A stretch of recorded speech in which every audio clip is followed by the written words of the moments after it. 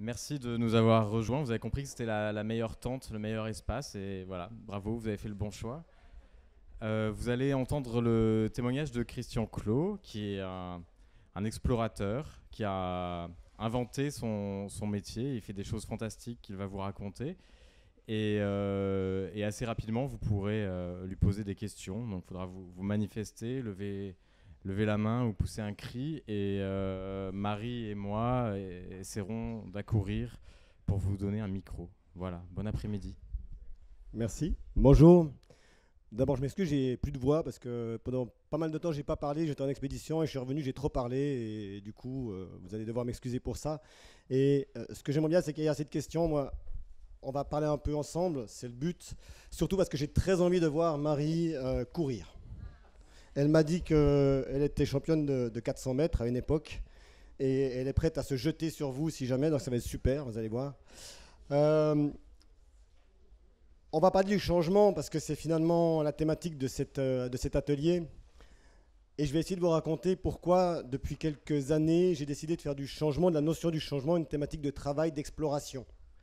Ça peut paraître un peu étonnant parce que le changement, c'est quelque chose qui est vous, qui est moi, qui nous concerne tous, qui concerne l'humain, la planète, les animaux, les plantes, depuis des millions, voire des milliards d'années. Et le changement, il est tout le temps, il est partout, et pourtant, c'est devenu aujourd'hui une thématique extrêmement importante de compréhension parce que peut-être qu'on a oublié ce que veut dire changer et pourquoi on a peut-être besoin de changer. Alors pourquoi moi je me suis mis à travailler sur le changement, je vais peut-être pendant un petit quart d'heure vous raconter ça, puis ensuite on entamera une discussion. Il y a 3 grandes étapes dans ma vie, 3 grands moments, 3 grands déclics qui m'ont poussé à me questionner sur le changement principalement. Moi je suis explorateur depuis maintenant 20 ans, ça fait 30 ans que je fais des voyages, des expéditions, ça fait 20 ans que j'ai fait mon métier de l'exploration, en allant dans les milieux, soit des milieux extrêmes de la planète, parce qu'aujourd'hui c'est difficile d'explorer fondamentalement dans le Massif central, on peut le faire, il y a des tas de choses encore à découvrir, ça c'est vrai, mais c'est vrai que pour arriver à faire des choses un peu plus importantes, pour faire des pas supplémentaires, parce que l'exploration c'est faire un pas de plus de la dernière connaissance, donc on peut explorer dans tous les domaines, mais entre autres sur le territoire. Donc c'est vrai, c'est souvent dans les milieux extrêmes que j'ai fait des expéditions, soit en solitaire, soit en groupe, et j'ai eu l'occasion ainsi de voyager dans des lieux très peu, voire pas du tout touchés par l'homme, ou de rencontrer des populations qui n'avaient que très peu de contact avec l'humain extérieur à eux. Et qui finalement avaient des questions assez intéressantes sur ce que nous étions ailleurs, et moi j'avais des questions sur ce qu'ils étaient chez eux. Et il y a eu 3 grands moments qui m'ont vraiment questionné. Le premier grand moment, c'est lorsque, avec une amie, on est parti faire le tour du Népal à pied en 99. Et dans ce tour du Népal à pied qu'on a voulu, parce que justement j'avais toute une zone de l'ouest où on ne trouvait pas de cartographie et pas d'informations, on est arrivé dans une zone du Népal où on a posé notre tente, comme on le fait à chaque fois près d'un village, non pas dans le village pour ne pas nous imposer à eux, mais près d'un village pour avoir aussi accès à de la nourriture et autres. Et puis vous savez, quand on voyage au Népal, que vous avez peut-être fait, ou en Inde ou ailleurs d'ailleurs, on a souvent beaucoup de curiosité des populations qui viennent vers nous, qui viennent se questionner sur ce qu'on est, qui viennent nous poser des questions, qui viennent peut-être nous offrir quelque chose ou avoir envie de nous montrer ce qu'ils sont. Puis là, pas du tout. En arrivant dans le premier village de l'extrême ouest, on voit les gens qui restent très éloignés de nous, qui ne viennent pas vers nous, qui nous regardent avec beaucoup de curiosité poser notre tente, allumer notre réchaud, et qui très lentement commencent à venir voir ce qu'on est. Et puis tout d'un coup, il y en a un qui a un peu plus de courage ou d'envie que les autres, et qui vient vers nous, et qui ne nous capte pas, mon ami et moi, qui nous passe devant, et qui va à notre tente, et qui va ouvrir et fermer la fermeture éclair de la tente. Et puis là, il y a tout le village qui accourt, bzz, qui se met à la queue leu-leu, et pareil. Bzz, bzz. Et puis une fois qu'ils ont fait ça, 1 fois, 2 fois, parfois 3 fois, ils viennent vers nous, ils nous touchent les cheveux, enfin j'en avais encore un peu à l'époque, mais les cheveux, la barbe, les vêtements nylon, tout ça. Et on comprend très vite qu'évidemment ces humains n'ont encore jamais vu d'hommes blancs. Ça ne veut pas dire qu'ils ne savent pas qu'il y a d'autres humains ailleurs, mais ils n'en avaient encore jamais vu, et nous on ne les avait jamais vus non plus, donc on commence à entamer une relation assez sympa, et on va passer 1 mois dans cet endroit où on mange des feuilles de palmier, où on a quasiment 0 déchet, et tout va bien. Ils ont des cultures, du riz, tout ça. Et je suis revenu 10 ans plus tard dans ce même endroit, dans ce même village, et dans tous les autres villages de l'extrême ouest où j'étais passé. Et à ce jour, c'était donc en 2009, ils ne pouvaient plus faire de culture, tellement les sols étaient saturés de plastique. En 10 ans. Ça, c'est un énorme déclic, de comprendre qu'on leur a apporté un changement en leur disant qu'il était merveilleux et sans leur expliquer ce que ça voulait dire. Ce nouvel objet, ce nouveau plastique, ce nouveau verre. On nous apporte des enfants qui ont des bras ou des jambes gangrénés parce qu'ils jouent toujours par terre, mais que par terre, il y a maintenant des briques de verre et qui se coupent dessus et qui ne savent pas quoi faire avec, et ainsi de suite. Et ça, c'est vraiment un premier déclic où je me rends compte que le changement ne peut pas simplement être quelque chose qu'on apporte et qu'on impose, mais qu'on doit réfléchir et offrir en partage et non pas en imposition. Et ça, c'est vraiment un premier point. On pourra parler d'environnement et de ce que ça veut dire aujourd'hui dans le changement, mais c'est un point fondamental. Le deuxième événement qui est un peu similaire à celui-là, et je ne vais pas trop m'étendre dessus, c'est lorsqu'en 2009 de nouveau, après être retourné au Népal, je pars en Patagonie australe, faire avec une autre personne plusieurs mois dans les canaux marins de Patagonie, un réseau labyrinthique de 10 000 km de canaux développés sur à peu près 1500 km de distance, où la plupart étaient non cartographiés. Donc j'ai une mission de cartographie et d'étude des restes des anciens Indiens Kaweskar qui vivent dedans. Donc on va passer plusieurs mois à l'intérieur de ces canaux. Et là, vous arrivez dans certains petits canaux où quasiment personne n'a pu pénétrer, à part peut-être les Kaweskar anciens, puisque c'est des hauts fonds. Même un Zodiac avec un moteur ne peut pas avancer, donc seul le kayak permet de le faire. Donc c'est génial. On arrive dans des zones qui ont peut-être été jamais touchées par des Occidentaux, en tout cas, sinon par les Kaweskar. Tout va bien. Vous arrivez au fond d'un fjord splendide avec un arc-en-ciel parce qu'il y a quelques gouttes qui tombent en même temps, et vous tombez sur un monceau de plastique. Et là encore, vous vous questionnez sur d'où ils viennent ces machins. Donc ça a été le questionnement environnemental de la notion du changement. Le deuxième questionnement, ça a été sur des expéditions un peu plus complexes ou des situations un peu difficiles lors d'événements climatiques majeurs, des tsunamis ou des avalanches, où j'ai été confronté de manière très proche entre la vie et la mort, voire de très proche à la mort. Notamment toujours en Patagonie, parce que c'est un endroit que j'ai beaucoup visité, en Cordillère de Darwin, une chaîne de montagnes qui à l'époque était peu ou pas explorée, en tout cas pour sa partie centrale, où je monte une première expédition avec 2 amis, on part à 3. Et on va, des gens qui ont l'habitude de l'alpinisme, qui sont des professionnels dans un métier, c'est l'un des deux qui est chef d'entreprise, l'autre qui a un niveau assez élevé dans certaines fonctions, enfin bref, des gens bien faits, bien construits, avec tout plein d'études derrière eux. Et on va se retrouver dans cette chaîne de montagne, et tout d'un coup, on va se faire prendre dans une tempête assez jolie, puisqu'on a des vents qui dépassent 200 km/h. Alors 200 km/h, ça ne veut pas dire grand-chose pour beaucoup d'entre nous, mais s'il y avait 200 km/h de vent en ce moment, cette tente, elle ne serait plus là. Ça c'est sûr, et puis la plupart des toits des maisons non plus. Dans une petite tente, au creux d'une chaîne de montagne, tout seul, c'est sympa. Vous êtes à 3, vous avez perdu une de vos tentes qui s'est fait déchirer par la tempête, vous commencez à être assez serré, tout ça, puis quand vous avez un des 3 qui bouge, les 2 autres bougent aussi, enfin, c'est intime. Si vous voulez essayer, vous prenez 2 amis, vous allez dans une petite cave, et puis vous y restez pendant 13 jours, parce que ça a duré 13 jours. Et là, vous voyez des réactions de gens qui vous surprennent complètement, de vous-même et de vos collègues. Et ça m'intrigue tellement que je me mets à noter tout ce que je vois, tout ce que je vis, tout ce que vivent mes collègues.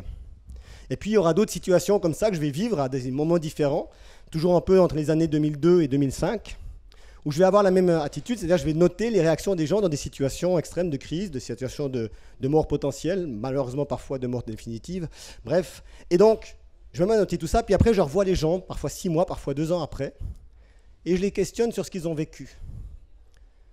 Et ce qu'ils me racontent, qui est une vérité absolue, qui est leur vérité, qui n'est pas à remettre en question, n'a pas grand-chose à voir avec ce que j'ai noté. Et là, il n'y a que 2 solutions. Soit j'ai pété un câble que j'ai noté, possible, soit ils ont transformé leur mémoire par rapport à des situations assez intéressantes. Mais quand je commence à aller un peu plus loin dans la littérature scientifique, je constate que la plupart des questionnements sur les crises, sur le changement, sur la capacité humaine de s'adapter, viennent d'études sur ce qu'ont raconté les gens. Or, j'étais en train de constater que ce qu'on racontait était très transformé par rapport à la réalité du vécu. Et donc ça, c'était la deuxième grande expérience sur le changement, à savoir, on doit peut-être réfléchir à la manière de penser le changement et de comprendre comment l'humain, parce que je travaille sur l'humain, on pourrait faire la même chose sur les animaux, je pense, mais ils auraient moins de choses à raconter en direct, comment l'humain vit des crises.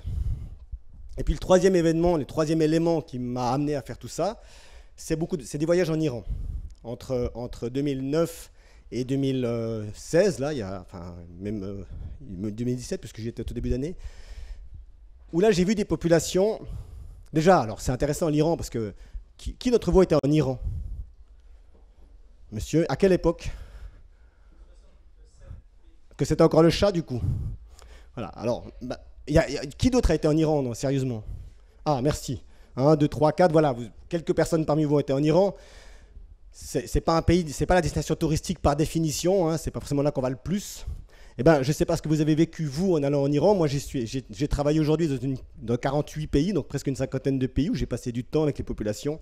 Et le pays où j'étais le mieux accueilli de ma vie, c'est en Iran. De loin, de très loin. Et pas parce que je suis un homme, parce que j'étais avec des femmes qui ont été aussi bien accueillies que moi. Il y a des femmes qui voyagent seules en Iran, qui sont super bien accueillies. Bref, je ne vais pas faire une apologie de l'Iran, ce n'est pas mon propos, mais il y a une vraie distinction entre gouvernement et gouvernance et population. Et je pense qu'on sera tous d'accord que c'est un peu pareil chez nous, qui prétend que le gouvernement a parfaitement raison et que vous avez parfaitement... Enfin, il y a toujours cette différence entre ce qu'on voit. Parce que malheureusement, les journaux, ils nous racontent la vie du gouvernement, ils ne nous racontent pas la vie des populations. Donc quand on va sur place, on voit plein de choses. Des populations qui nous accueillent, et puis surtout des populations qui ont basculé entre un président qui était Ahmadinejad et un autre président qui était Rouhani.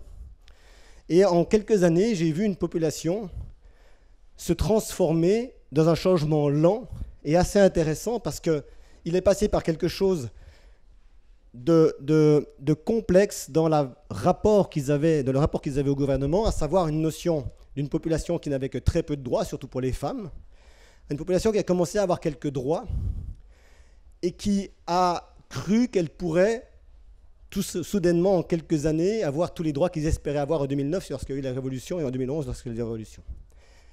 Et qui tout d'un coup s'est fait rebrider par un gouvernement. Par exemple, pour les femmes, elles ont tout d'un coup le droit de faire du vélo. Et puis, du jour au lendemain, on leur a dit, vous n'avez plus le droit de faire du vélo. Et plein de petites choses comme ça. Mais à chaque fois, avec une aller-retour entre je vous donne une partie de votre liberté, et puis quand vous avez un petit peu, je vous en enlève un peu, et du coup, avec une capacité de tuer, la capacité d'avoir envie d'évoluer, puisque ce qu'ils avaient gagné, ils ne voulaient plus le perdre. Et donc, risquer de se battre pour quelque chose de nouveau était trop grand, trop complexe. Et finalement, on a petit à petit tué la valeur de la lutte dans un pays pour les femmes parce qu'elles avaient obtenu un certain nombre de choses et qu'elles ne voulaient pas le perdre. Et pourtant, là-dedans, tout d'un coup, on commence à émerger aussi des situations d'urgence de changement parce que ce petit bout de liberté qu'elles avaient obtenu à certains moments, elles ne voulaient plus non plus le perdre. Et on est en train de voir aujourd'hui une modification profonde du système iranien de rapport de force entre femmes et hommes dans un pays qui jusque-là avait un rapport très simple et très clair. Et là, on est en train de vivre une petite crise, non pas par la difficulté violente que représente un pouvoir, mais par la volonté d'une certaine catégorie de population d'avoir trouvé une part de liberté et de vouloir la transformer pour la changer. Et cette notion-là était intéressante parce que quand j'ai commencé à comparer ce qui se passait dans la tête de ces femmes et que j'ai commencé à discuter avec ces femmes et à faire des analyses, ce que j'ai constaté, c'est que les mots utilisés étaient très similaires à ceux que j'avais entendus et lus chez mes collègues qui avaient vécu des situations de vie ou de mort, et très proches de ce que je voyais au Népal ou dans d'autres endroits du monde sur la notion de comment est-ce qu'on vit une révolution, un changement profond dans les coutumes et les attitudes de vie. Et c'est là que je me suis dit qu'il fallait que je transforme mes expéditions, non plus pour simplement faire un travail global, mais pour aller comprendre fondamentalement ce que veut dire le changement pour un être humain, et que finalement, comme on ne peut pas aller tester une personne qui vit en tsunami, comme je ne peux pas aller poser des capteurs sur une famille iranienne, et que je ne peux pas aller, dans un moment dramatique, poser des questions à quelqu'un ou à une femme ou à un homme, j'ai pensé que les expéditions étaient finalement, dans les milieux extrêmes, étaient un des meilleures manières de travailler, parce que dans les milieux extrêmes, on est soumis à des conditions qui nous dépassent complètement. Et finalement, quand on vit une crise, qu'est-ce qui se passe? Simplement, on est dépassé par un événement face auquel on n'a pas de réponse. Et à un moment donné, on travaille pour trouver une réponse. Et quand on a trouvé la réponse, on peut considérer qu'on est adapté à ce nouvel événement. Ça s'appelle le stress, l'évolution du changement. Et donc, des expéditions, on vit vraiment ça. Vous emmenez des gens qui n'ont jamais connu un désert à plus de 60 degrés. Et vous voyez comment elles vivent cet événement. Et c'est assez intéressant parce que tout d'un coup, il y a plein de choses qui se passent. Il y a toutes ces transitions du changement qui se passent. Et puis à la fin, peut-être que, ou non, ces personnes seront adaptées à cette nouvelle condition. Et ce que vous avez observé in situ peut devenir un référent assez intéressant pour pratiquement l'ensemble des systèmes de crise qu'on peut vivre, même si forcément c'est un système contrôlé. Et comme on a un système contrôlé, il fallait que je le supprime. Par conséquent, j'ai décidé de monter un institut de recherche qui s'appelle Adaptation, qui va travailler spécifiquement sur les expéditions et qui va enlever ce qui fait que les expéditions peuvent avoir un côté factice par rapport à une réalité, à savoir la capacité d'avoir un effet bouton, à savoir d'arrêter l'expérience si on considère qu'on est en danger, le téléphone, les systèmes de balises et autres, et de partir dans des zones extrêmes sans aucun moyen de communication avec l'extérieur pendant un temps suffisant, à savoir 30 jours, pour voir comment évoluent des systèmes humains dans ces conditions-là. Et de faire en sorte de pouvoir tester ce qu'on n'a encore jamais pu faire en situation réelle, à savoir la transformation physiologique du cerveau face à des changements. Et ça, c'est ce que j'ai fait pour une première fois entre 2016 et 2017 avec adaptation 4 x 30 jours. Je suis parti tout seul cette fois-là pendant 4 fois 30 jours dans les 4 milieux les plus extrêmes de la planète. Le désert du Dashtaulut en Iran, plus 60 degrés, 2% d'humidité. Alors 2% d'humidité, c'est sympa parce que contrairement à ce moment-là, vous perdez toutes vos eau. Tout devient carton, le moindre bout de tissu devient du carton, vous n'avez plus rien dedans, c'est plus d'eau, c'est assez intéressant. Et vous devez vivre pendant 30 jours là-dedans. Ensuite, je suis revenu, enfin, il s'est passé plein de choses, mais ce n'est pas le sujet du jour. Je suis resté 15 jours, je suis reparti dans les canaux marins de Patagonie, de nouveau tout seul dans une zone où il n'y avait pas de contact avec l'extérieur, et puis j'ai navigué pendant 30 jours dans un endroit où il fait entre -7 et -10, avec 98% d'humidité, mais surtout des vents très complexes, on ne peut jamais prévoir à l'avance ce qui va se passer. Ça, c'est assez sympa parce que psychologiquement, vous ne pouvez jamais vous projeter sur quelque chose. Je suis revenu, je suis reparti au bout de 15 jours dans la forêt tropicale amazonienne, à 40 degrés et 100% d'humidité, avec un aspect animalier assez intéressant. Je suis revenu et je suis reparti au bout de 15 jours en Sibérie orientale. Alors ça, c'est le seul milieu qui n'était pas le plus extrême de la planète, puisque c'est l'Antarctique centrale qui est l'endroit le plus froid. Mais là, on est quand même à des températures de -60 degrés, avec des humidités à 60%. Et -60 la nuit, -45 le jour, donc il n'y a pas beaucoup de répit dans la notion de ce que ça veut dire. Donc là encore, 4 milieux très différents qui, malgré mon expérience d'expédition, étaient suffisamment extrêmes, suffisamment poussés dans la condition climatique ou dans la condition environnementale, pour que ça me mette en défi constant de ne pas être adapté à ces milieux. D'ailleurs, pendant les 4 milieux, pendant les premiers jours, la première semaine, j'avais qu'une idée en tête, abandonner, quoi. Rentrer à la maison. Qu'est-ce que je fous là ? Et ça, bah forcément, il se passe plein de choses dans le cerveau à ce moment-là. Et donc, j'avais des outils de mesure durant l'expédition, un certain nombre, que ce soit pour la physiologie, la cognition et autres, des tests à faire. J'avais environ 15 kg de matériel scientifique avec moi. Puis avant et après chaque traversée, juste avant de prendre l'avion, je passais 3 IRM. Juste en redescendant de l'avion, je repassais 3 IRM qui a permis de cartographier le cerveau avant et après.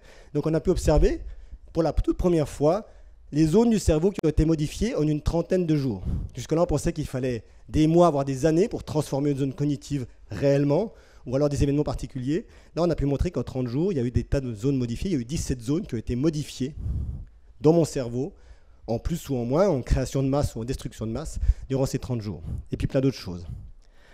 Et ça, c'est intéressant parce que pour la première fois, on commence à pouvoir modéliser ce que moi, j'avais voulu essayer de comprendre, quand j'ai commencé à avoir ces notions plastiques, ces notions de vie ou de mort, ces notions de changement lent, où j'ai commencé à poser 3 choses. Alors après, je vous laisse poser plein de questions, mais je veux juste finir là-dessus. C'était marqué « Conseil d'un explorateur de l'extrême » sur le titre. Alors soyons clairs, je n'ai aucun conseil à vous donner. Je suis désolé, on vous a menti.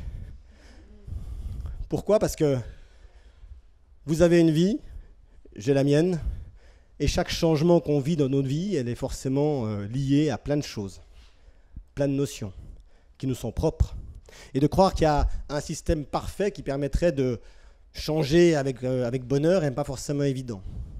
Mais il y a quand même 3 petits détails qui me paraissent fondamentaux et que j'ai reconnus dans l'ensemble des études, que ce soit celles vis-à-vis des changements subis, à savoir vous vous retrouvez face à une crise majeure, immédiate, par exemple le tsunami, par exemple un attentat, par exemple un changement climatique violent, ou dans des changements plus lents, ou dans des changements que vous devez produire, parce que finalement c'est de ça que j'aimerais qu'on parle le plus, c'est les changements qu'on va devoir produire volontairement pour pouvoir vivre demain. Ça c'est quand même important, parce qu'aujourd'hui on a du mal à le faire. Et bien dans ces 3 cas-là, qui paraissent très différents, j'ai retrouvé les mêmes symptômes, les mêmes syndromes, les mêmes notions, qui sont au nombre de 3. La première, vous allez me dire que c'est évident, c'est d'accepter la situation telle qu'elle est.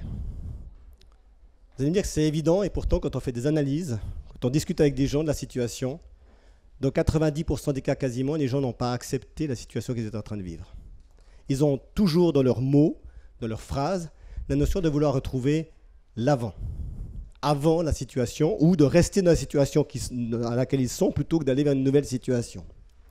Et cette notion d'acceptation, posez-vous vraiment la question pour vous, que vous avez eu l'occasion de vivre, ou positivement ou négativement des changements, est-ce que vraiment vous avez décidé à un moment donné de vous dire, maintenant cette situation est telle qu'elle est, je ne regarde plus en arrière, ou je sais que la situation est ce qu'elle est, et je dois construire demain sans me poser la question de ce que je vais perdre. Parce que c'est ça finalement l'histoire. Que vais-je perdre en changeant? Et dès le moment où on se pose la question de ce que je vais perdre en changeant, je ne suis pas dans une capacité d'acceptation de l'événement que je dois créer pour pouvoir évoluer vers un nouveau modèle. Donc l'acceptation. On pourrait en parler longtemps, hein, si j'espère que vous avez des questions là-dessus, parce que c'est une notion qui est forte. La deuxième grande notion qui m'a paru fondamentale, c'est une notion qui me touche depuis des années et qui me conduit depuis des années, c'est la notion d'émerveillement. Alors l'émerveillement, vous allez me dire, c'est un truc pour un gourou au-dessus en montagne qui regarde le monde en se disant « Oh, qu'il est beau !» Mais ce n'est pas tout à fait ça pour moi l'émerveillement. Ce que j'appelle l'émerveillement, c'est la capacité qu'on a de trouver une chose à aimer, une chose pour laquelle s'émerveiller dans la nouvelle situation qu'on est en train de vivre ou de créer. Pourquoi ? Parce que tant que vous ne vous trouvez pas quelque chose à aimer dans cette nouvelle situation, vous rechercherez toujours ce que vous aimiez avant. Et on ne peut pas construire le futur en aimant l'avant. La notion d'émerveillement, pour moi, elle est fondamentale dans la notion de changement. Et puis il y a une troisième chose qui a été assez intéressante, qui va un peu avec la deuxième notion d'émerveillement. C'est quand on a fait nos études sur le cerveau, elles ne sont pas finies, on en a encore plein à faire, on en parlera peut-être un peu. Beaucoup de psychologues, beaucoup de personnes qui travaillent sur le changement ont posé l'idée qu'il fallait prendre une décision pour changer. Et c'est vrai, il y a besoin de prendre des décisions. On posait la notion du volontarisme. C'est vrai, il faut du volontarisme. On posait la notion du besoin d'avoir une motivation forte. C'est vrai, il faut tout ça. Sauf que tout ça, ça se passe dans la zone préfrontale du cerveau, donc la zone que l'humain a développée plus fortement que la plupart des autres animaux, dans laquelle se passe toute la fonction haute, comme on appelle ça. On ne va pas faire de la neurobiologie, ce n'est pas la question, mais la fonction haute qui permet justement ces décisions, ces questionnements, ces calculs, toutes ces choses-là. Et bien, c'est la seule zone qui n'a pas été touchée pendant mes expéditions. La zone qui a été le plus impactée, c'est la zone qui touche à l'émotion. Et c'est pour ça que je pense avec l'émerveillement, c'est qu'on ne peut pas évoluer sans être touché par les événements qu'on vit. L'émotion. Et je finirai juste pour vous faire comprendre sur cette première partie. Après, encore une fois, j'aimerais qu'on ouvre les questions et qu'on discute plus que ce que je vous raconte ma vie, parce que ce n'est pas forcément le plus intéressant. C'est pour bien comprendre cette notion d'émotion, je vais vous poser une question. Est-ce que vous avez imaginé que maintenant je vous raconte une avalanche qui s'est passée sur le camp de base du Chimborazo, qui a rasé le camp de base. Il y a eu 8 morts, camp de base du Chimborazo avec cette avalanche. Un événement dramatique. Est-ce que ça vous toucherait beaucoup? Un peu, beaucoup, moyen? Combien de temps vous allez y penser après avoir lu cette nouvelle et passer à la nouvelle suivante? Pourtant, il y a eu 8 morts. Hein. Imaginez maintenant que, à ce même camp de base, il y a une personne que vous connaissez. Un père, un ami, un frère, une copine, je ne sais pas.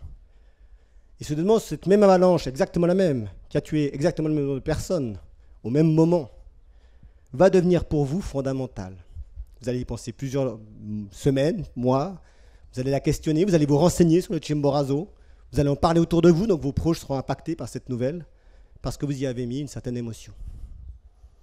Et puis maintenant, si pendant qu'on parle, il y a ce fameux Willy Wood 200 km/h qui passe en Patagonie, qui passe ici et qui raille de la carte cette tente, et nous avec, ou les quelques survivants qui vont rester, eh bien croyez-moi, au Chimborazo, ils n'en ont rien à faire. Alors ici, ça deviendra un événement majeur dont Couture-sur-Garonne parlera durant des années. Il n'y a qu'à voir tout ce qui parle des inondations qu'ils ont eues. Quoi. Pardon, Couture.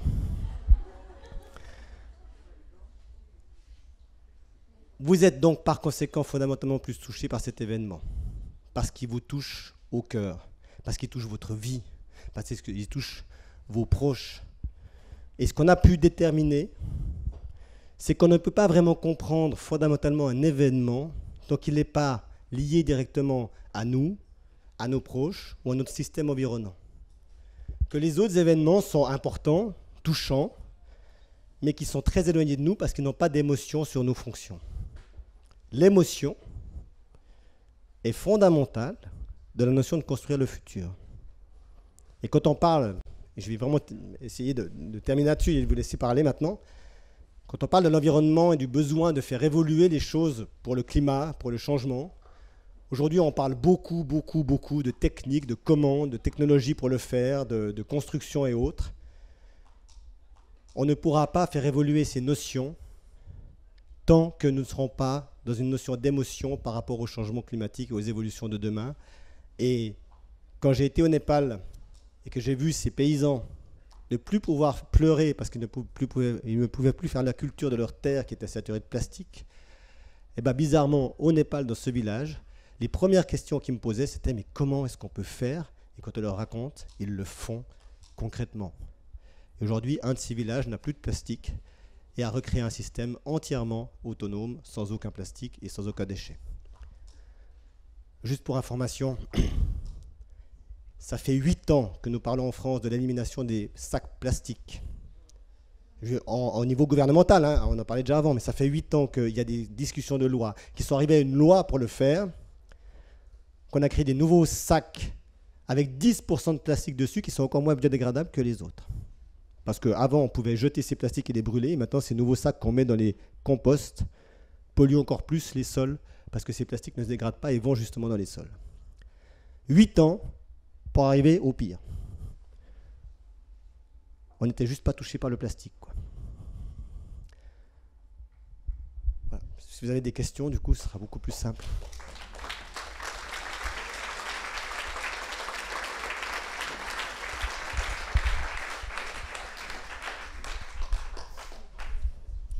Bonjour, c'est très intéressant ce que vous avez raconté. J'avais une question qui était, vous avez dit que vous avez fait des IRM avant-après. Je me demandais si vous l'avez refait 6 mois plus tard, quand vous êtes revenu dans des conditions un peu plus normales de vie, sauf si vous voyagez tout le temps. Je vous demande ça parce que, en fait, votre exemple, il est très intéressant, mais on comprend que vous avez accédé à des ressources pour vous adapter parce que vous avez subi aussi la pression de conditions très extrêmes qu'on ne vit pas dans la vie de tous les jours. Et c'est très intéressant. Mais si aujourd'hui, on se dit comment je fais pour changer dans ma vie de tous les jours, comment on crée les conditions d'une telle pression? C'est plus difficile quand même. Et est-ce que vous avez fait un IRM 6 mois plus tard? Alors, il y a beaucoup de questions dans votre question, donc je vais prendre les choses dans l'ordre. La première, c'est oui, les IRM, ils ont commencé une année avant le premier départ et ils se sont terminés il y a 3 jours en arrière, une année après les premiers IRM et plusieurs mois après le retour. On n'a pas les résultats encore de ces IRM-là, mais ça va venir et on refera des IRM dans une année et dans 10 ans. Donc ça, c'est effectivement une procédure qui est en place, qui est pour ça qu'on n'a pas tous les résultats, qui est en cours. Maintenant, je vous rassure aussi sur le deuxième point, on n'a pas besoin d'aller à plus 60 degrés ou moins 60 degrés pour changer, hein. Le cerveau, il a des capacités de changement pas mal, même dans des conditions différentes. Pourquoi nous on se sert de ces conditions extrêmes? C'est parce que c'est des accélérateurs, tout simplement. Face à des situations vraiment extrêmes, l'imposition de trouver des nouvelles solutions font que le cerveau va se transformer. Si on en a la volonté. Ça aussi, c'est un petit détail important, c'est que tout le problème qu'on a, c'est que quand on vit une situation de crise, cette tendance à ne pas l'accepter et à regarder vers l'arrière nous empêche aussi de construire des solutions internes. Lorsqu'on vit une situation difficile, et malheureusement, on va en vivre tous dans nos vies aujourd'hui, il n'y a plus personne qui aura une vie, enfin, je vous le souhaite, mais c'est rare d'avoir des vies linéaires, complètes.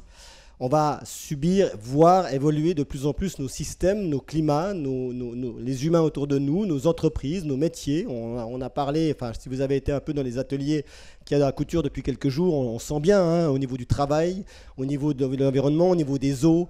Bref, les choses changent beaucoup. Et à chaque fois, on est soumis à ce même questionnement en tant qu'humain face à un changement.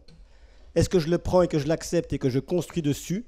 Auquel cas, je performe la capacité de faire évoluer mon cerveau, ou est-ce que je suis en réfraction par rapport à cette évolution?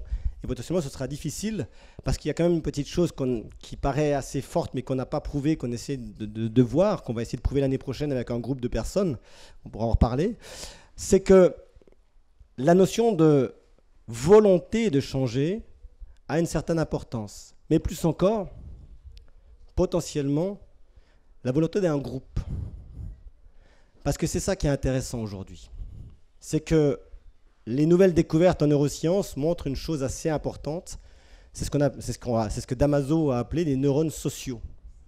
Et moi, je trouve ça fabuleux d'avoir mis ça au jour. Alors, vous avez peut-être entendu parler des neurones miroirs jusqu'à maintenant. Pour ceux qui ne connaissent pas ça, c'est assez simple. Vous allez me regarder pendant quelques secondes. Donc, arrêtez de dormir pour ceux qui dormaient, là. Non. Je suis assis et vous allez me voir lever la main.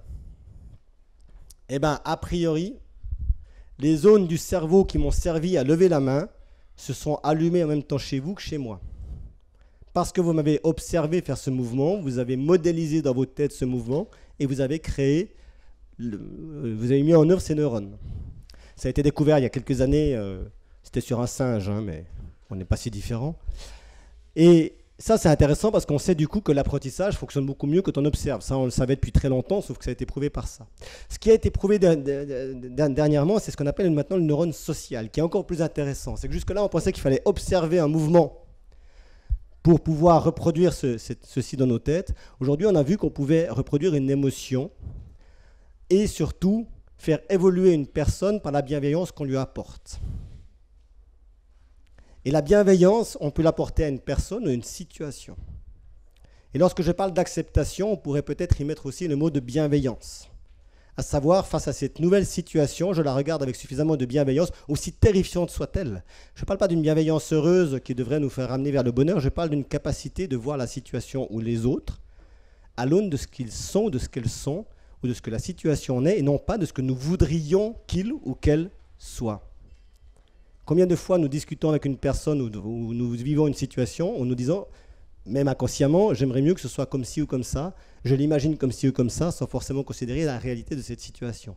Donc, sachant ça, on sait que si un groupe collectif, et c'est ce qu'on veut essayer maintenant de montrer l'année prochaine, œuvre en commun pour une œuvre similaire, potentiellement les quelques zones d'un cerveau unique évolutive vont être beaucoup plus importantes sur ce groupe et sur cette notion d'évolution. Et donc, que finalement, dans des situations de vie beaucoup plus classiques, on pourrait observer les mêmes événements sans forcément avoir ce besoin évident d'aller se mettre en crise. Pourquoi on fait tout ça?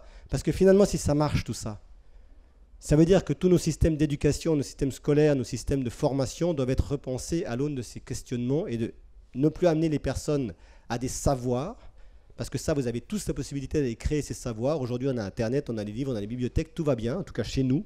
Ce n'est pas forcément vrai partout, mais chez nous. Mais amener les personnes à l'émotion suffisante pour construire un système commun de volonté du changement. Et si cette individualité personnelle mise au service du commun se met en œuvre réellement, je pense qu'on va vivre un peu mieux la capacité d'évoluer vers un monde où on pourrait changer vers quelque chose d'un peu plus intéressant, dans en tout cas le climat, les déchets et autres, que dans un monde où on va forcément vers une technologie qui nous dépassera. Je ne sais pas si ça répond à votre question, mais c'est un peu long. Mais... On avait une question ici, monsieur? Oui, une question un petit peu... Je ne sais pas si le micro marche bien, du coup. Normalement, c'est allumé. Oui, c'est allumé, mais... Ok, une question. Super. Un petit peu plus matérialiste. Comment faites-vous dans toutes ces aventures pour gagner votre vie? Ah ouais, c'est... Alors... Marie et Mathieu vont passer avec des petits chapeaux à la fin. On ne vous l'a pas dit, mais bon, c'est la seule conférence payante de couture, au fait. Hein. Mais parce que bon, on est... Non, c'est une question compliquée, parce qu'évidemment, la notion d'explorateur aujourd'hui n'est pas un métier reconnu au registre du commerce, donc c'est rare qu'on gagne beaucoup d'argent en faisant des expéditions. Les expéditions me coûtent de l'argent. Donc je vis comment? J'appelle mon banquier plusieurs fois par année, pour lui dire que tout ira bien. Il ne me croit pas toujours. Et puis, sinon, je fais des conférences en entreprise de plus en plus. C'est devenu mon modèle économique, en réalité, aujourd'hui, d'apporter les connaissances que je trouve en expédition, en conférence sur le leadership, sur le changement, sur la gestion de crise et autres. Et puis, évidemment, pour mes expéditions, du coup, je les paye un peu avec ça. Les expéditions coûtent toujours cher. Donc, je les paye la plupart du temps avec ce que je gagne en conférence. Donc, je réinvestis ça. Et puis, quand c'est des expéditions beaucoup plus importantes, là, je vais chercher des partenaires, comme tout le monde. Et donc... le chercheur que je suis passe 80% de son temps à chercher de l'argent. Merci. Mais en fait, je crois que dans tous les métiers de création, parce que l'exploration, je considère ça comme un métier de création, on a un peu le même problématique. Puis finalement, dans presque tous les métiers aujourd'hui, on est soumis à cette notion de devoir convaincre et avancer pour créer son monde. Et c'est juste un modèle qui est assez classique, en fait, je pense.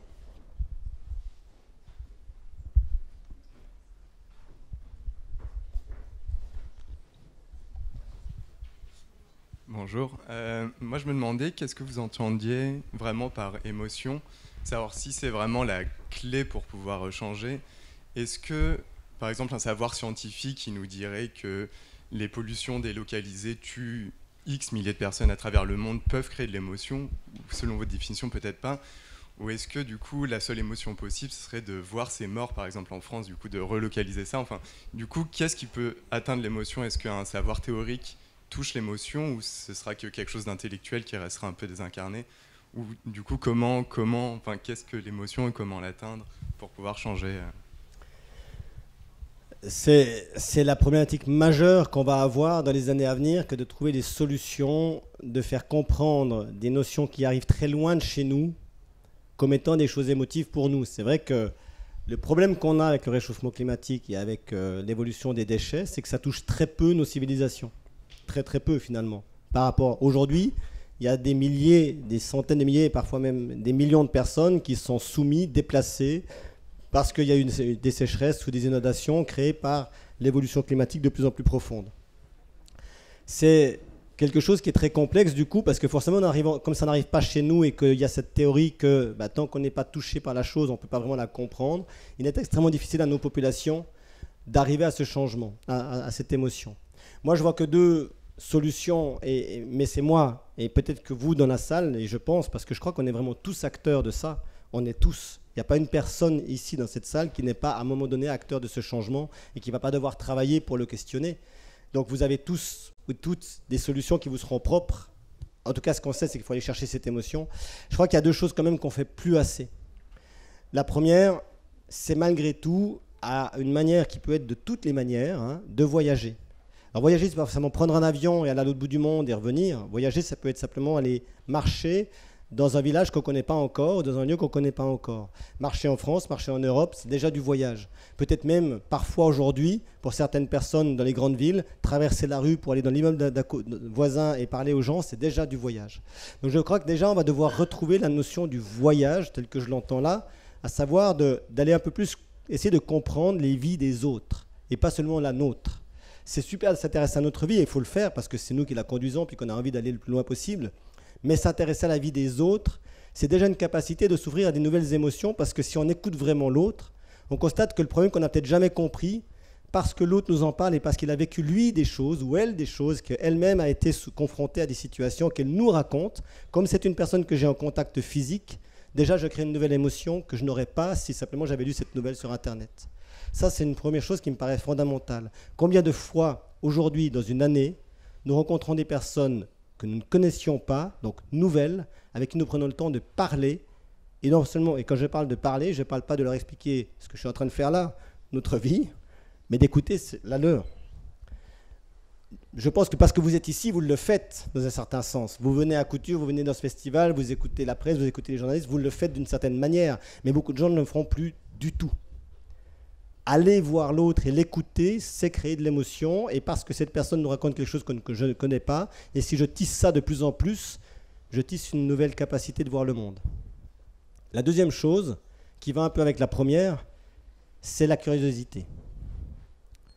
Nous ne sommes plus assez curieux de tout, partout. Et moi, je crois qu'on doit cultiver cette curiosité de plus en plus. Ce qu'on sait, c'est que pour lutter contre une situation nouvelle, il faut qu'on ait des capacités de créer un nouveau savoir. Je suis dans une situation que je ne connais pas, je dois créer un savoir qui me permettra de dépasser cette situation et potentiellement de m'y adapter. C'est un peu comme des Lego, en fait. C'est que si je suis ultra spécialiste, ultra fort dans mon domaine, je suis le meilleur, j'ai travaillé tout le temps pour être le meilleur mathématicien, puis j'ai fait que ça, je suis un super gars, je suis un super mathématicien, j'ai une super grosse brique de mathématiques. Elle est carrée, elle est belle, c'est la meilleure du monde. Mais si demain, la situation qu'on m'offre, c'est un rond, je ne saurais pas forcément faire rentrer ce gros carré dans ce rond. Alors je ne dis pas qu'il ne faut pas travailler des savoirs très forts, il faut avoir quelques grosses briques en nous, quelques gros Legos, mais c'est bien aussi d'avoir plein d'autres petits Legos, de plein de choses qu'on aurait vues, de peurs qu'on a affrontées, de situations nouvelles qu'on a vécues, de personnes qu'on a rencontrées encore une fois, qui nous créent plein de plus petits Legos de différentes formes. Parce que le jour où on est face à une nouvelle situation qu'on n'a jamais connue, nous n'avons rien d'autre que nous-mêmes pour trouver des solutions. Je ne peux pas appeler le copain, je n'ai pas un service qui viendra m'aider, on a trop cette habitude, on appelle à l'aide, et on ne pourra plus le faire. Donc par conséquent, on n'a que la ressource qui nous est propre, qui est en nous. Et bien si j'ai plein de Legos, quelques gros, quelques petits, quelques grands, quelques ronds, quelques carrés, il y a pas mal de chances que je puisse reconstruire un nouvel objet qui sera de la forme de l'endroit où je dois aller. Peut-être c'est trop imagé, je ne sais pas si ça vous parle, mais cette notion d'avoir suffisamment d'outils en nous et qui justement sont suffisamment d'émotions qu'on a vécues, d'instants, de vie, de rencontres, de partage et tout ça, eh bien on a créé tout ça et ça nous donnera une potentialité très forte de sortir d'une situation nouvelle et mieux encore, de créer le changement parce qu'aujourd'hui on a besoin de créer le changement. Donc ces deux notions, aller à la rencontre de l'autre et l'écouter et créer ces briques, me paraissent aujourd'hui une des pistes, encore une fois j'insiste là-dessus, une des pistes pour mieux comprendre ces émotions. Et si vous en avez, je serais ravi qu'on les partage d'ailleurs, parce que je pense qu'il faut... Il n'y a personne qui n'a pas une super solution en lui. Il n'y a personne qui n'a pas une super solution en lui ou en elle. Personne. La question c'est est-ce que vous voulez l'exprimer et la chercher vraiment et vous poser cette question pour vous et un jour, une fois que vous l'aurez trouvée pour vous, la partager avec les autres. Si vous le faites, vous allez créer une chaîne extraordinaire puisqu'il y a ces fameux neurones sociaux qui permettent de se connecter les uns aux autres et de se comprendre les uns les autres. Et ça, c'est important. Vous êtes toutes et tous ce moteur de questionnement de l'émotion. Et ça, c'est ce qu'on doit construire ensemble.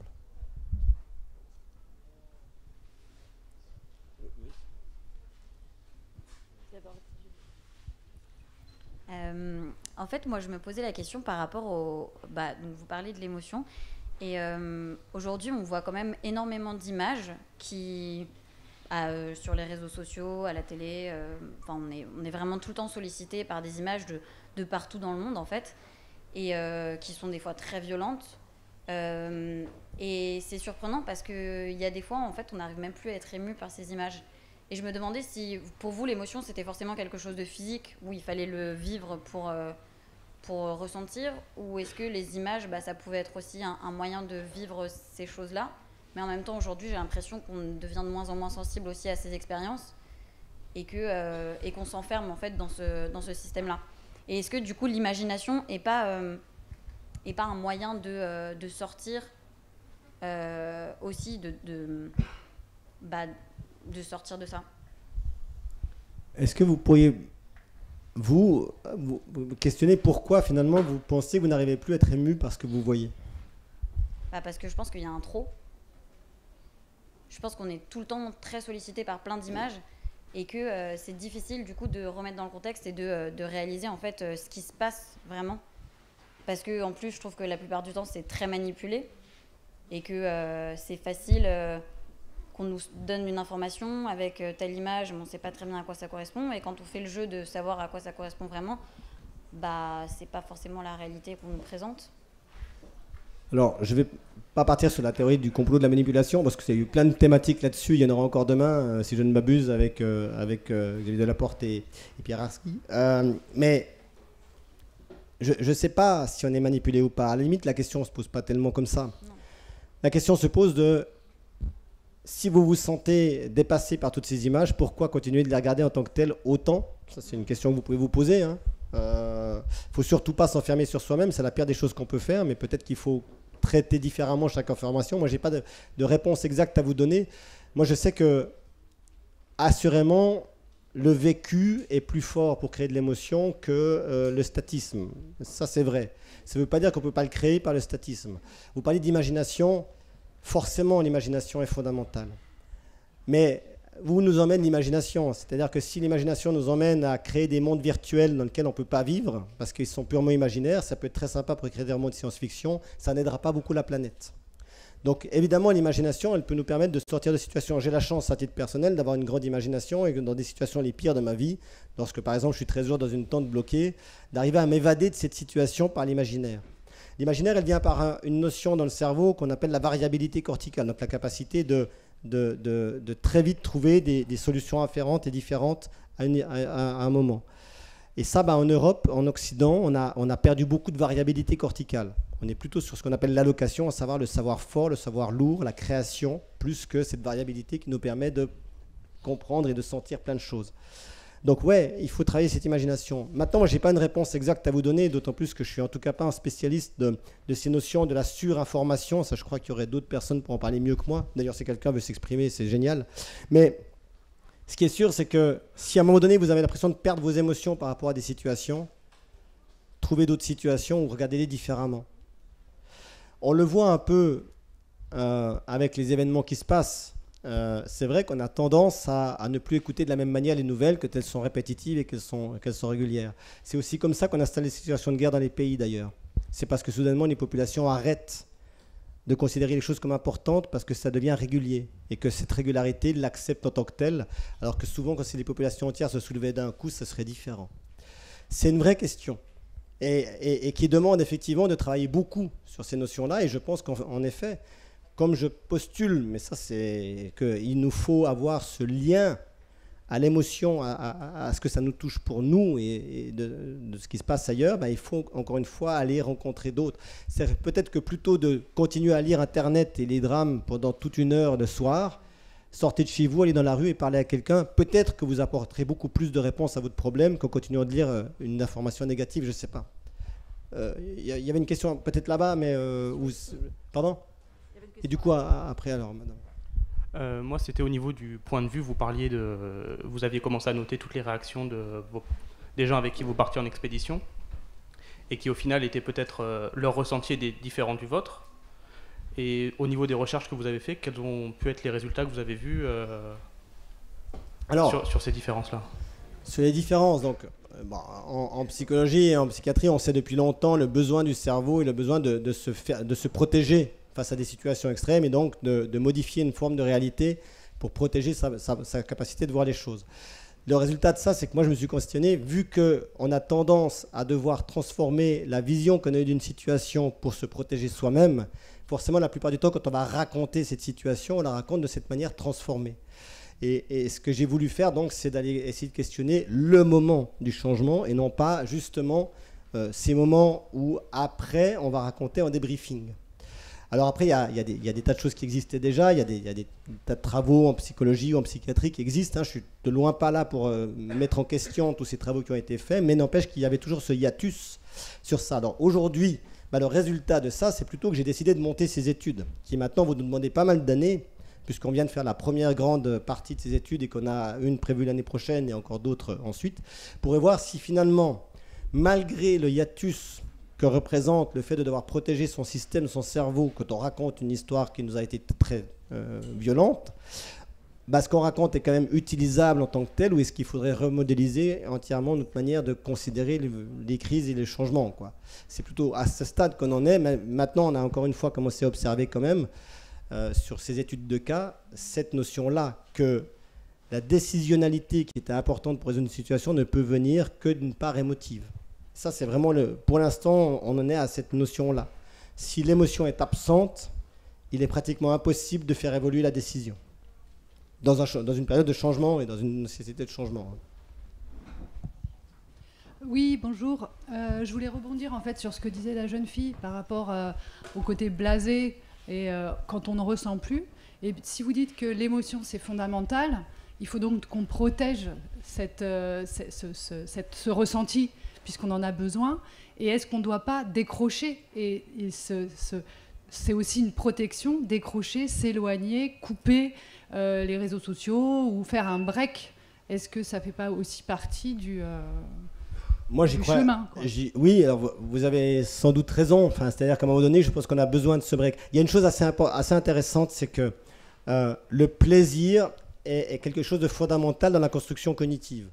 Vous avez peut-être déjà lu des choses là-dessus, mais c'est assez intéressant. Moi, je l'ai vécu vraiment dans mes expéditions, puis dans des études. C'est que on sait que le cerveau ne peut pas vraiment créer une nouvelle base de savoir, des nouveaux neurones et tout ça, sans repos. Il y a toute une question aujourd'hui sur ce qu'est le repos pour le cerveau. Par exemple, Lorsque vous dormez, vous êtes au repos, on est tous d'accord là-dessus. Et c'est vrai que des fois, on dit, vous lisez un texte le soir, vous dormez, puis le lendemain, vous le savez. Alors si vous l'aviez lu le matin, vous ne le sauriez pas le soir. Donc c'est assez efficace. Mais le problème du repos, de nuit, c'est que si vous avez des peurs, des stress, des moments difficiles de votre vie, et ben pendant que la nuit, votre cerveau il continue de tourner, de travailler, et donc il n'a pas ce phénomène du repos nécessaire. Alors que là où on est sûr que le cerveau va se mettre au repos, c'est dans les moments de pur plaisir. Et ça, c'est intéressant. Quand on parle d'un moment de pur plaisir, c'est ces moments qui sont capables, parce que vous êtes tellement bien dans ce que vous êtes en train de faire, de ne plus penser à autre chose qu'à ce que vous faites au moment où vous le faites. Tout le reste du cerveau est par conséquent libre pour fixer les savoirs. Alors c'est quoi un moment de pur plaisir ? Je n'ai pas de conseils à vous donner, mais on en connaît quelques-uns et ils sont surtout propres à chacun et à chacune. Tout le monde a des choses qui lui font fondamentalement plaisir. Et il faut le faire, même dans les moments les pires. Moi, j'ai vécu des situations, notamment dans cette tente, où on était à 2 doigts de la mort, et la seule chose qui nous a sauvés, c'est de jouer aux cartes, parce qu'une des personnes adorait jouer aux cartes, et que pendant qu'on jouait aux cartes, elle sortait complètement de la situation. Il y a des gens qui étaient à quelques minutes d'être dans des situations dramatiques, notamment des expéditions qui ont été prises dans les glaces et autres, qui, parce qu'ils se sont mis à jouer au théâtre ou au football, ont complètement transformé la vision de la situation et se sont sortis de la situation. Et j'en ai plein d'exemples comme ça. Ce notion du plaisir, effectivement, elle est fondamentale. C'est-à-dire que vous avez sans doute raison. Et c'est en tout cas une des techniques, c'est qu'à un moment donné, il faut savoir décrocher de tout ça et se faire plaisir. Ça veut encore une fois, j'insiste là-dessus, je ne suis pas en train de dire qu'il ne faut pas s'intéresser à ce qui se passe ailleurs et décrocher de ce qui se passe ailleurs. Ce serait le pire de tout. L'enfermement n'a jamais rien résolu. Et les quelques velléités qu'il y a eu d'enfermer les pays sur des systèmes démocratiques qui n'étaient plus démocratiques ont montré que c'était très limité quand même. Donc il ne faut pas s'enfermer, il faut savoir ce qui se passe ailleurs, il faut s'intéresser à l'ailleurs, mais il faut savoir effectivement retrouver ces moments propres de plaisir. Si c'est aller au cinéma, si c'est conduire une bagnole, si c'est jouer aux échecs, si c'est passer un moment avec des amis, je ne sais pas. Ça peut être chacun pour soi des choses différentes, mais faites-le en tout cas. Et c'est vrai que des fois, dans les situations les pires, les plus difficiles, les moments où on est vraiment dans un drame personnel, est-ce qu'on est capable d'aller chercher ce plaisir ? Eh ben, c'est là qu'il faut avoir, c'est peut-être le seul moment où la force mentale est différente et doit être nécessaire pour se dire stop pendant un moment, 5 minutes, 10 minutes, 1 heure, 2 heures, c'est pas si grave. Je m'octroie un moment de pause dans le système et je me fais plaisir. Et c'est dur parce qu'on peut se sentir coupable de ça. Je trouvais extrêmement intéressant le jeune réfugié syrien qui était là avant, je ne sais pas si quelques personnes étaient là, qui à un moment donné, j'ai décidé que ce que je devais donner par rapport à ce que j'avais reçu d'être venu ici en France, c'est de vivre bien, de vivre normalement, de me faire plaisir. Et ça, ce simple message, pour moi, il est d'une force extraordinaire, parce que ça veut dire que cette personne, parce qu'elle fait ça, peut paraître extrêmement égoïste à d'autres, mais donne un exemple aussi qu'on ne peut pas arrêter de vivre parce qu'un événement dramatique s'est passé, et qu'on doit le construire dans le plaisir. Sinon, vous êtes dans une descente permanente et vous n'apportez rien au système global. Je rappelle quand même que pour moi, le système global doit permettre un changement qui va évoluer pour éviter que notre planète se détruise demain. Donc on doit chercher ce changement. Et les personnes qui sont en train de se déconstruire n'apportent pas grand-chose à cette notion-là globale. Donc on doit, pour soi-même, chacun essayer de construire le bonheur. Et ça, c'est important. Pardon. Oui, ça rebondit sur ce que vous êtes en train de dire, justement. Je me demandais, parce que vous élaborez sur des dimensions plus personnelles, plus individuelles, et je me questionne sur cette dimension du changement. Est-ce qu'elle c'est de toute manière positive ? Parce que est-ce qu'on va tendre de toute manière, en additionnant des volontés individuelles qui veulent un changement, qui peut-être peuvent prendre conscience, accepter, comme vous dites, est-ce qu'au final, on accède à un changement qui est de toute manière absolument, qui tend vers le mieux, vers le positif, ou on peut avoir un changement négatif aussi. On pourrait, je veux dire, depuis des décennies, on détruit quand même la planète, donc ces individus ont été face à des moments de changement de la même manière, et pourtant, ils sont dans un cercle un peu d'autodestructeur. Donc, est-ce qu'on... Ah, les salauds. Oh, les anciens, là, qui avaient foutu à l'air la planète, levez-vous. Non. Non, on ne peut pas voir. Je ne crois pas que ce soit aussi... Alors, d'abord, de manière évidente, un changement, il peut être, à un moment donné précis, négatif. C'est-à-dire que quand vous avez la Garonne qui est en crue et qui détruit des maisons, c'est sur le moment négatif. On est bien d'accord avec ça. Et comme d'ailleurs, un certain nombre d'opérations et d'actions qui ont été faites provoquent des choses négatives. Bon, le seul problème qu'on a, c'est que la plupart du temps, face à ces évolutions, ces notions-là, on n'a pas de prise sur l'élément. C'est-à-dire que si la Garonne part en crue, au moment où elle est en crue, je ne peux pas me dire « c'est honteux, tu ne dois pas être en crue, arrête d'être en crue ». Je peux le lui dire. Moi, j'ai vécu des choses, quand tu es sur un glacier qui fait moins 50 et que tu as 100 km/h de vent, tu peux toujours sortir avec une pancarte pour réclamer le gel de la situation. Ça ne marchera pas, quoi. Donc, à un moment donné, parce qu'on n'a pas de prise sur la situation en tant que telle, on doit bien construire dessus. Et c'est dans ce sens-là que je parle d'acceptation. C'est qu'à un moment donné, nous, vous avez hérité effectivement d'une situation, et les plus jeunes encore plus, qui est celle qu'elle est aujourd'hui. Et on pourra en vouloir à la terre entière, on ne changera pas la situation telle qu'elle est. Conséquemment, il faut construire sur ce qu'on a. Et moi, c'est ce qui me surprend beaucoup aujourd'hui. Très honnêtement, hein, mais ça c'est un jugement, donc je déteste ça, mais c'est qu'on passe beaucoup de temps à se questionner à qui la faute du réchauffement, de déchets, tout ça. On le sait un peu, hein, il y a des vrais salauds qui ont provoqué des choses en le sachant, puis il y a plein de gens qui ont fait des choses sans le savoir parce qu'on n'avait pas encore les données climatiques à l'époque. Et puis aujourd'hui, on a cette situation.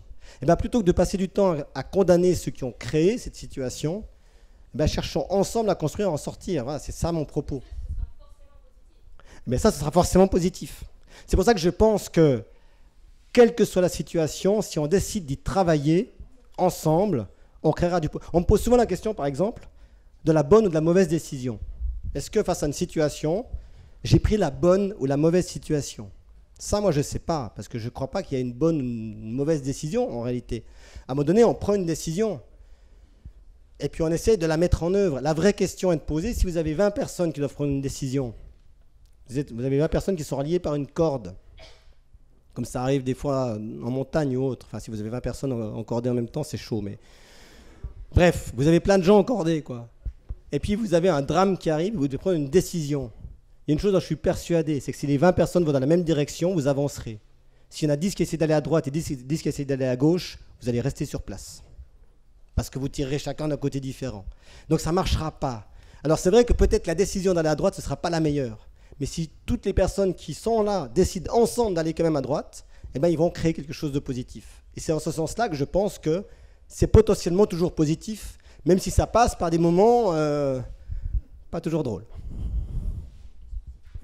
Oui, bonjour. Alors, dans le processus d'adaptation de changement que vous décrivez, j'aimerais savoir, de par votre expérience, quelle importance vous donnez à la confrontation des cultures, à l'interculturalisme. Est-ce que vous pouvez préciser votre question, du coup? Est-ce que pour vous, l'idée, justement, vous parlez de changer ensemble, d'évoluer ensemble dans la même direction, est-ce que pour vous, de par votre expérience de voyageur, je dirais, d'expédition, est-ce que pour vous, c'est essentiel d'avoir une part de rencontre interculturelle? Vous voyez ce que je veux dire? Oui. Oui. Alors, oui. De facto, nous sommes sur une planète Terre qui possède des milliers, sinon des millions de cultures différentes. Et si on ne le prend pas en compte, forcément, on ne va pas dans la bonne direction. C'est-à-dire qu'à un moment donné, nous avons plein de cultures. On peut décider un jour de dire qu'on doit transformer toutes les cultures à l'aune de la nôtre. Et ça, on a vu dans l'histoire que ça ne marchait pas. Souvent, ça se termine par des génocides. Donc ça, ce n'est pas la bonne solution, effectivement. Donc oui, l'interculturalisme est fondamentalement nécessaire. Maintenant, le problème de l'interculturalisme, il nous donne une chose. C'est que tout le monde accepte cet interculturalisme et ait envie de le construire ensemble et d'écouter les autres, aussi bien nous que les autres, que la troisième culture, que la quatrième. Et ça, c'est effectivement assez compliqué parce que nous, on se trouve des fois racistes parce qu'on a une tendance vis-à-vis des étrangers, et puis les étrangers sont aussi en racisme vis-à-vis de nous, et ainsi de suite. C'est-à-dire que c'est pas si simple. Même moi, j'ai vécu des situations en Afrique assez intéressantes, principalement au Burundi, où dans le même village, vous avez un racisme hallucinant d'une case à l'autre, quoi. C'est-à-dire qu'en gros, tous ceux qui sont nés dans cette case, par définition, ils sont mauvais, il faut les détruire. Et ça, c'est compliqué à gérer. Ça veut dire qu'il faut trouver des solutions assez fortes pour faire évoluer les gens vers des choses positives. Parce que quand vous allez vers la case 1, et puis qu'ils vous disent de toute façon, demain on ira brûler la case 2, quel qu'il soit dedans, même si ce soit vous ou pas qu'ils y soyez, de toute façon tous ceux qui sont dans la case 2 ils sont mauvais, il faut essayer de leur expliquer que, c'est long à expliquer quand même, que la case 2 n'est pas forcément un endroit du démon. Donc cet interculturalisme, il est compliqué à gérer. Mais pourtant, il ne faut pas baisser les bras par rapport à ça. Et il faut le faire. Et quand on voit la performance de l'éducation, ben on se rend compte que peut-être qu'effectivement, dans ce changement qu'on veut créer, dans cet interculturalisme, ben il faut parvenir à recréer l'espace d'éducation. Alors pas notre éducation sur eux, hein, ce n'est pas du tout ce que je dis, leur propre éducation et autres, mais favoriser les terreaux de l'éducation. Et en ce sens, une chose encore plus fondamentale, mais là on sort un peu de la thématique, donc je ne vais pas y rester très longtemps, d'autant plus ça a déjà été abordé ici, notamment par Rost, l'éducation des filles. En gros, tous les espaces où les filles ont reçu une éducation vont mieux. C'est aussi simple que ça. C'est vrai dans toutes les périodes de l'histoire et c'est vrai dans toutes les zones géographiques aujourd'hui du monde. Ça veut dire que notre travail, peut-être avant même de créer l'émotion, c'est créer l'éducation et favoriser ce terreau-là et donner accès à l'éducation parce que petit à petit, l'interculturalité d'une personne cultivée est toujours plus facile qu'une personne acculturée. Quand je parle d'acculturation, ce n'est pas négatif, c'est juste pour dire que cette personne n'a pas simplement les schémas suffisants pour pouvoir considérer les autres comme un potentiel personne d'intérêt. Quand vous avez reçu qu'une seule information, depuis l'instant de votre naissance jusqu'à votre adolescence, par exemple, que la case numéro 2, elle est mauvaise et qu'il faut la détruire, vous avez beau être un être surintelligent, vous ne penserez qu'une chose, c'est qu'il faut détruire la case numéro 2. Cette éducation qu'on reçoit de 0 à 4 ans, elle est fondamentale, et encore plus après, hein, c'est vrai, mais surtout de 0 à 4 ans, et c'est là qu'il faut qu'on travaille beaucoup plus sur cette notion d'éducation. Parce qu'on aura du mal à créer l'interculturalité dont on a besoin, et dont vous avez absolument raison, et j'espère qu'on est tous convaincus de ça ici, mais je pense qu'on l'est, sans créer plus d'espace éducatif. Bonjour, merci pour ce témoignage. J'ai plusieurs questions qui me viennent en vous écoutant. Excusez-moi, je ne sais pas trop ce que mon cerveau va me dicter de faire ou pas. Hein. Cool. Donc, je vais plutôt laisser la place à la parole, hein, au langage. Donc, par rapport aux neurosciences, par exemple, ce qui est intéressant de remettre au sein de cette conversation intéressante, c'est finalement les points de butée, en fait, du tout visible à l'heure actuelle, c'est-à-dire que de mettre une lumière au fond d'un crâne d'un être humain ne nous permet pas de mettre en lumière ce qui est finalement le rêve, quand nous rêvons, notre pensée, la manière de gérer notre existence. On pourrait dire qu'on on est programmé pour ne pas l'être. C'est-à-dire que quelque chose, même en fouillant au plus profond de notre organisme, ne nous dicte pas ce que nous allons choisir d'en faire, si vous voulez. L'organisme ne nous dicte pas. Donc je trouve ça intéressant. Tout ce que nous démontrent les neurosciences à l'heure actuelle, c'est finalement qu'après avoir pris la parole, les connexions synaptiques ne seront pas du tout les mêmes. C'est-à-dire que nous sommes responsables de notre position. Enfin, ça, c'est une position, je crois. C'est-à-dire que les IRM, on n'a pas encore...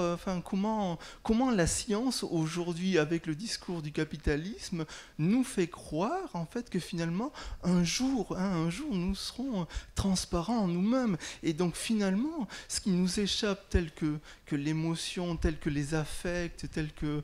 Eh bien, finalement, nous serons...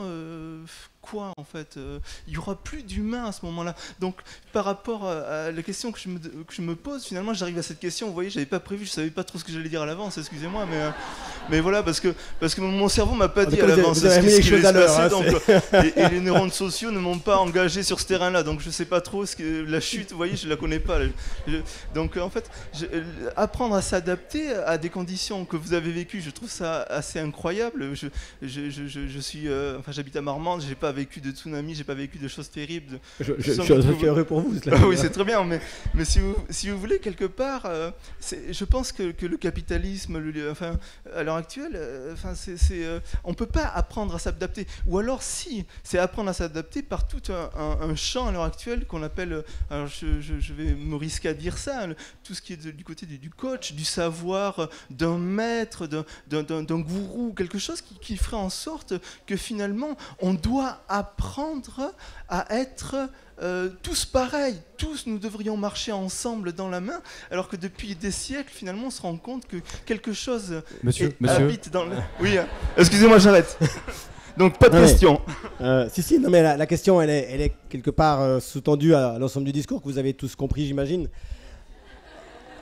Moi j'ai... Alors, non, mais attendez, on prend ça en rigolant, mais c'est très important et très sérieux ce que vous venez de dire. Et je vais essayer d'y répondre à la question que vous n'avez pas posée. À savoir, est-ce que finalement, on n'est pas conduit par le capitalisme et par les systèmes aujourd'hui à devenir tous identiques et à nous fondre dans une masse globale? Ce qui pourrait être le cas quand on parle de neurones sociaux et autres. Il n'y a peut-être pas tout à fait la question, mais je vais répondre à celle-là parce que j'aime bien cette question.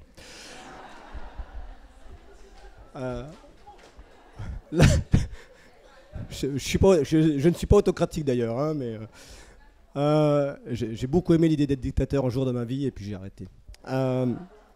La problématique, elle est très importante parce qu'effectivement, le risque avec la science et le risque avec la neurobiologie, c'est cette idée qu'on a compris les choses. Ça, c'est une chose qui est très importante. Aujourd'hui, je travaille avec des neurobiologistes, avec des gens qui me disent le cerveau est comme ci, comme ci, comme ça. Et il y a 20 ans, on me disait le cerveau, jusqu'à 25 ans, il progresse, à partir de 25 ans, il régresse. Et puis dans les années 60, on disait le cerveau est dans une boîte noire qui n'a aucun contact avec les autres systèmes. Puis aujourd'hui, on nous dit le cerveau, il est ci ou ça. Donc vous avez raison de questionner, de mettre en doute les connaissances actuelles sur le cerveau. Il n'y a aucun problème avec ça. Au contraire, il faut le faire. Et il faut remettre en cause aussi ce que vous avez évoqué sans forcément aller sur là. Je ne sais pas si c'est ce que vous vouliez dire, mais cette notion de la neuroéconomie. La neuroéconomie, elle est basée sur une chose très simple. La neurobiologie estime qu'un neurone qui est un système complexe ne fait rien s'il ne reçoit pas un plaisir en retour. Donc une récompense. Mon neurone, mon petit neurone, parmi les quelques milliards que j'ai dans ma tête, ne fera rien tant qu'il ne recevra pas une récompense. Un bout de sucre ou un machin. C'est vrai, hein, c'est la neuroéconomie. C'est comme ça que ça se base. Et c'est pas faux. C'est-à-dire qu'effectivement, les neurones attendent quelque chose en retour d'une action. Un peu d'oxygène, un peu de sucre, un peu d'endorphine, un peu de mélatonine, un peu d'oxytocine et tout ce qu'on veut. À chaque fois qu'un neurone fait une action, il reçoit quelque chose en retour. Ça, c'est vrai. De là, on a créé la neuroéconomie en pensant que par conséquent, tout était économie, à savoir que je ne pouvais rien faire dans ma vie sans attendre une récompense de ça. Ce qui élimine totalement l'idée solidaire ou l'idée d'altruisme, par exemple. Puisque l'altruisme ne serait que finalement quelque chose que je fais pour en obtenir une récompense. Donc attendre un bien-être pour moi-même. Ce qui n'est pas toujours faux dans certaines ONG, mais c'est pas grave. On ne va pas partir là-dessus. Et ça, effectivement, je pense qu'il y a une remise en question à faire autour de tout ça. Je pense que ce n'est pas si simple et qu'effectivement, on est très loin d'avoir compris l'interconnexion et le système global de notre cerveau. On en est au balbutiement, je pense, aujourd'hui. On est dans une science qui a quasiment pas évolué durant l'ensemble de l'histoire humaine et qui maintenant, en 30 ans, est en train d'essayer de rattraper son retard. Autant dire qu'il nous faudra quelques années encore pour arriver à seulement essayer d'avoir quelques connaissances supplémentaires. Alors vous allez me dire, mais depuis le début, tu nous parles de modifications dans le cerveau qui apporteraient des réponses. Donc j'adore me contredire en même temps. Mais ça veut pas, c'est pas parce qu'on ne connaît pas tout qu'on ne peut pas commencer, et c'est nécessaire en science, de tisser quelques idées sur des connaissances nouvelles qu'on obtient, qui sont une nouvelle. Encore une fois, moi je suis explorateur. Quel est mon métier d'explorateur? C'est de regarder quelle est la dernière connaissance qu'on a et de considérer toujours que cette connaissance n'est jamais ultime. Que dans tout domaine, il y a un pas de plus à faire dans cette connaissance. Et c'est ça la science aussi.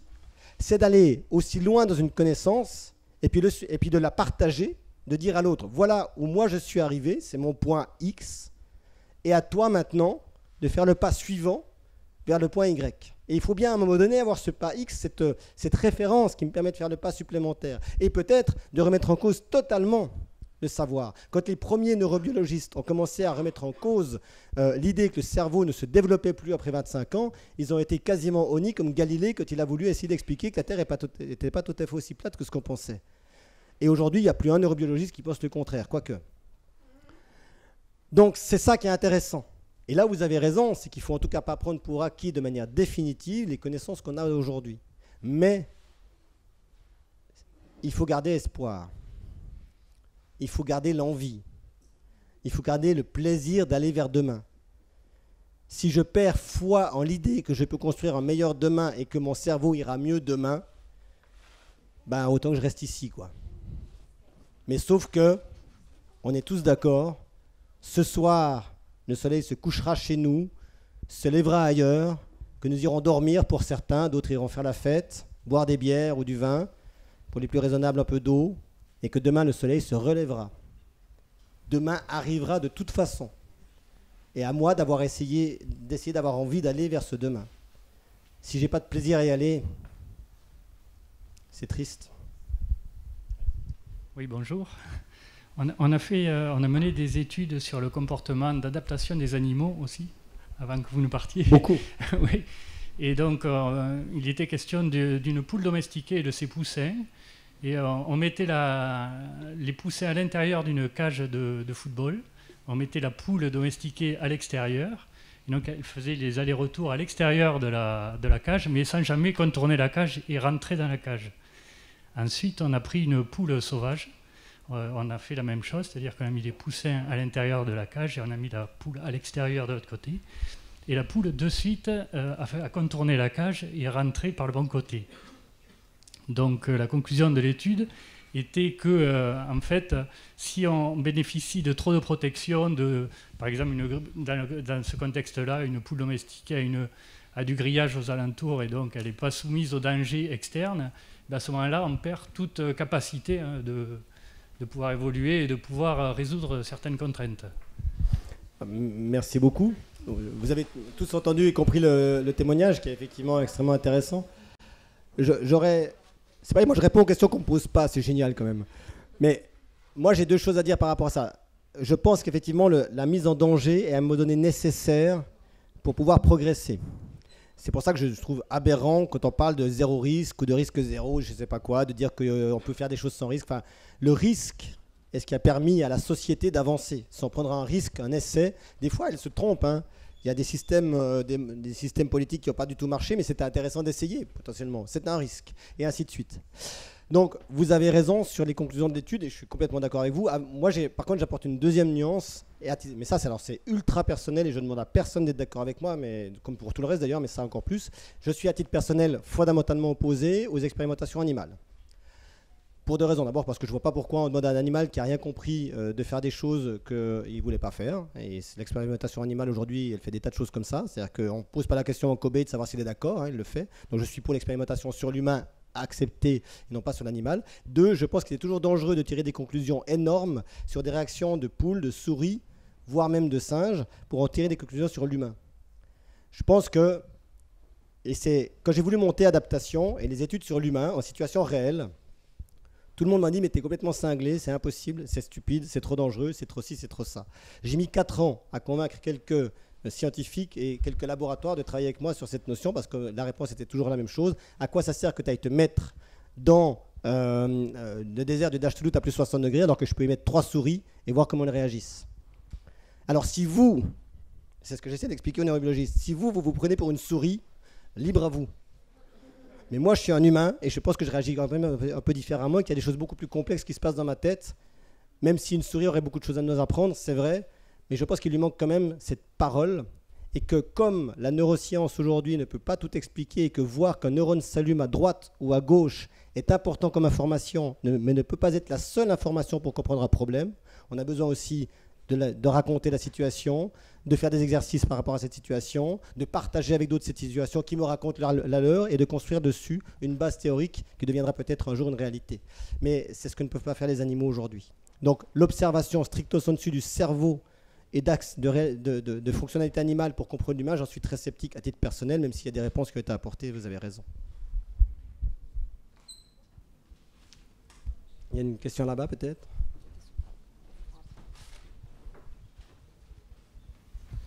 Bonjour, vous racontez que vous avez essayé de comprendre le changement dans des situations de crise et je me demande en fait, est-ce que justement le changement ne dépend pas de situations de crise, comme vous avez pu parler, voilà, les personnes qui ont des plastiques dans leur sol, elles vont trouver des solutions et vont engager, après c'est un peu cynique aussi, mais à l'époque on disait rien ne vaut une bonne guerre et je le souhaite pas, hein, mais est-ce que l'être humain va être assez intelligent pour changer avant la crise. Voilà. Est-ce que vous vous sentez assez prêt et assez intelligent, même si l'intelligence est relative, pour essayer de changer avant la crise ? Pas assez, je pense. Oh non, dites-moi pas ça, vous cassez toute ma théorie. Non, mais je veux dire, on a tous rigole. ici envie de changer un peu, on change à notre juste Non, mesure mais ce qu'on peut dans nos vies, mais peut-être pas autant que ce qui nous attend. Vous avez ce cynisme dont vous parlez n'est pas si faux, puisque quand on étudie l'histoire de l'humanité, puisqu'on va rester sur celle de l'humanité, parce que c'est plus simple pour nous, on constate qu'effectivement les grands changements sont toujours survenus suite à des grandes crises. Et donc la conclusion de beaucoup de spécialistes du sujet considère qu'on ne peut pas effectivement changer tant qu'on n'a pas vécu la crise. La situation n'est pas arrivée. C'est vrai. Et ça a été vrai jusqu'à hier. Mais parce qu'on est aujourd'hui et qu'on est ensemble, on va faire en sorte que ça change. Et donc à partir de demain, nous allons essayer de prendre les choses pour considérer ce qui pourrait arriver et se préparer à ça, plutôt que de continuer à travailler sur le drame. C'est en tout cas ce que j'aimerais qu'on arrive à faire.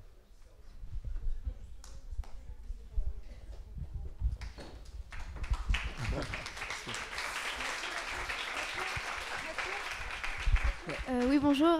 Vous avez mentionné tout à l'heure que vous aviez fait certaines expéditions avec une coéquipière, donc une femme.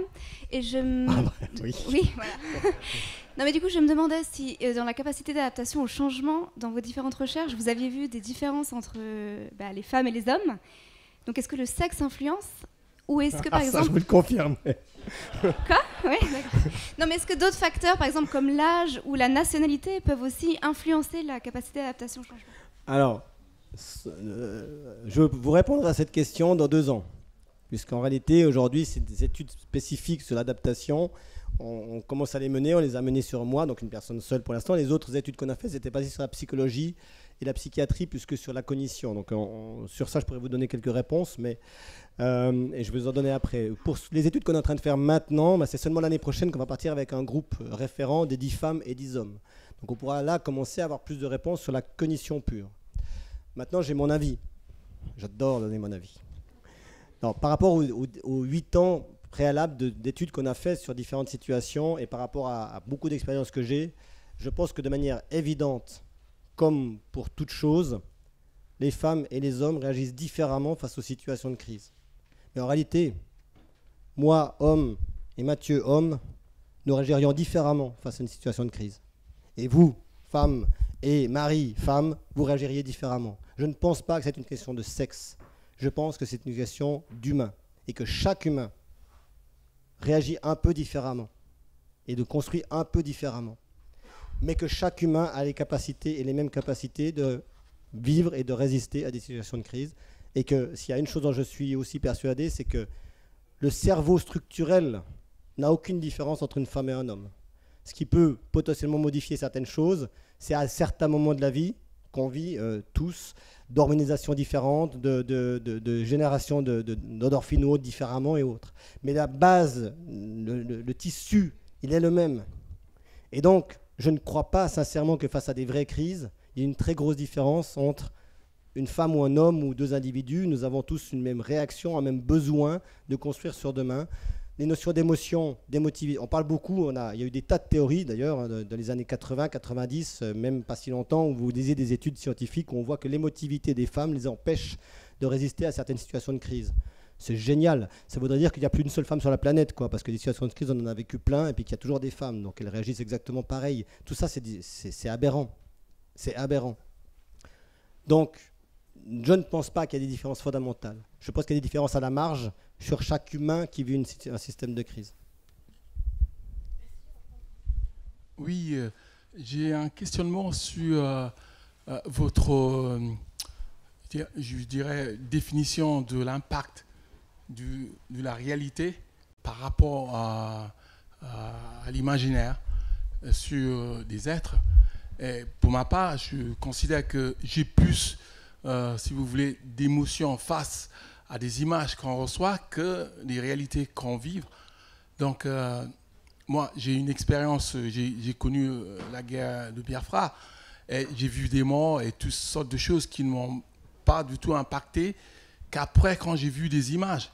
Et dans bien des choses, on voit qu'il y a effectivement, par exemple, les émotions qu'on a reçues collectivement face à la mort d'un petit garçon sur la plage étaient plus fortes que ceux qui l'ont vécu eux-mêmes, ceux qui l'ont vu. je me dis que je ne sais pas s'il y a des études déjà derrière ce cas qui disent que les vécus sont plus forts que les émotions d'image. Alors, je vais essayer de...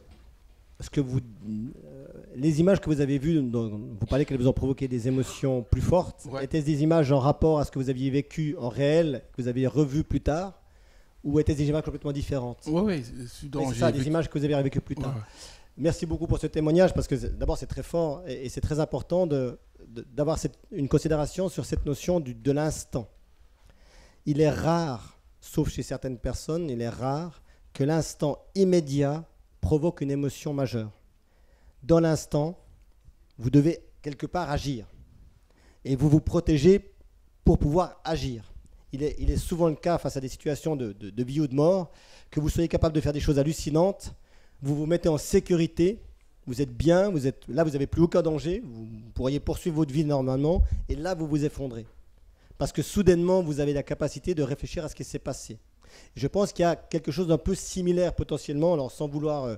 Je ne connais pas le cas précis, et puis chaque cas est différent, mais je pense qu'il y a quelque chose d'assez similaire pour des gens. On entend beaucoup, notamment, il y a eu énormément de cas qui ont été étudiés sur un cas précis et dramatique qui est le génocide au Rwanda, hein, ouais. qui a été très similaire à ce que vous décrivez, à savoir des gens qui ont vu des choses hallucinantes, dont on ne peut même pas parler tellement elles sont hallucinantes, et qui sur le moment l'ont vécu de manière très déphasée, à savoir parce qu'ils avaient besoin de se protéger sur le moment, à savoir que si je m'effondre à ce moment-là, je meurs. Donc le cerveau se met en mode de off quasiment, et je vis les choses, et c'est vrai dans les situations de vie ou de mort qu'on vit dans certaines situations d'expédition, à un moment donné, la situation, elle devient très froide en fait, très factuelle. Il y a ça qui s'est passé, moi je fais ça, boum. Et puis ensuite, plus tard, on revient, on se protège, on est dans une situation plus normale. Et là, effectivement, chaque image qu'on va revoir va faire un peu la même fonction de ces neurones sociaux dont j'ai parlé. Il va rallumer tout ce qui a été le moment qui, normalement, aurait dû vous effondrer sur le moment. Mais parce que vous avez fait cette transition pour ne pas souffrir sur le moment, tout ça va se rallumer à ce moment-là. Et c'est vrai que ça peut être beaucoup plus important. Cela dit, je pense que c'est plus courant sur des images qu'on voit de choses qu'on a vécues que par exemple des images de choses incompréhensibles qu'on n'a pas vécues et qui sont purement formalisées pour nous. Est-ce que, je ne sais pas si ça répond à ce que vous vouliez dire ou pas. Oui, en quelque sorte. Mais personne n'a vu... des gens ont eu beaucoup d'émotions face à cet enfant-là. Alors, par rapport à l'enfant, c'est quelque chose de très particulier qui... Alors, malheureusement, mais ça c'est encore un autre phénomène cognitif très connu. C'est le phénomène de la masse d'émotions face à une population. À savoir que vous pouvez voir 10 000 photos de réfugiés morts dans la mer. Et ça vous impactera jusqu'à un certain point pour ce phénomène que j'ai décrit avant, à savoir que ça ne vous touche pas directement. Et puis tout d'un coup, vous avez cette image d'enfant qui, elle, fait une razzia. Et la presse... pas toutes, mais certaines presses et puis certaines ONG, certains systèmes s'en servent beaucoup. Qu'est-ce qui se passe à ce moment-là? C'est très différent. C'est que soudainement, cet enfant qui parle à tout le monde, parce qu'un enfant, ça touche toujours, et puis surtout, toutes les personnes qui ont elles-mêmes un enfant peuvent se projeter dans cet enfant. Elles peuvent voir leur propre enfant dans cette situation. Et donc, toute personne qui a un enfant, parce que c'est construit autour de ça, va se projeter dans cet enfant sur une plage, qui est d'ailleurs... Enfin, c'est terrible de dire ça, mais malheureusement c'est un peu vrai, qui préside une forme de mise en scène. Parce qu'en réalité, avoir un enfant seul sur une plage vide, c'est exceptionnel dans un sens. Et là, le photographe fait la bonne photo de l'enfant tout seul sur cette plage étendue. Et là, vous avez tout l'imaginaire des personnes qui ont des enfants qui commencent à tourner, parce que si cet enfant était au milieu d'autres cadavres, c'est vulgaire de le dire, mais c'est comme ça, elle n'aurait pas eu le même impact. Elle a un impact parce qu'elle représente un système unitaire précis que chacun est capable de référencer dans sa tête. Et même ceux qui n'ont pas d'enfants, parce que ceux qui n'ont pas d'enfants ont tous un proche qui a eu un enfant, qui a cette même réaction et qui par conséquent génère cette même émotion. C'est terrible. Là, bon, moi, en même temps, on va pas... Mais certaines ONG se servent beaucoup de ce genre d'image-là et cherchent ce genre d'image pour faire des appels de fonds. Je ne sais pas si c'est bien ou si c'est pas bien, ils ont besoin d'argent, ils font leur système, je ne vais pas juger ça ici aujourd'hui, mais en tout cas c'est effectivement un phénomène cognitif assez bien connu, qui est encore très différent de ce que vous avez vécu, qui a été personnel, d'avoir vu des choses réelles et d'avoir ensuite revu des images de ces choses. Et quelque part, puisque vous l'avez vu en réel, vous, toute image un peu similaire va provoquer encore plus d'émotions chez vous, potentiellement, quoi. Mais encore une fois, je ne sais pas si ça... Ouais, cette différence est difficile à comprendre, mais elle est... On peut prendre une dernière question.